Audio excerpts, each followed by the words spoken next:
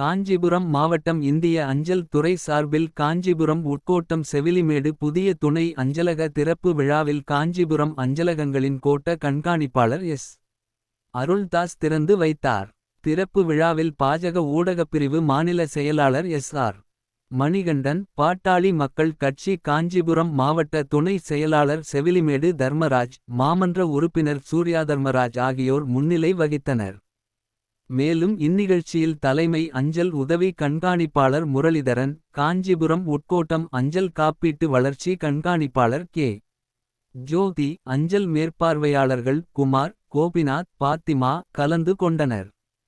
அதிகாரி கேசவன் மற்றும் அகில இந்திய கிராமிய அஞ்சல் ஊழியர் சங்க தலைவர் சந்திரசேகரன், செயலாளர் கோபால், பொருளாளர் மாணிக்கம் உள்ளிட்ட அஞ்சல் துறை அதிகாரிகள், அரசியல் பிரமுகர்கள், பொதுமக்கள் உட்பட பலர் கலந்து கொண்டனர்.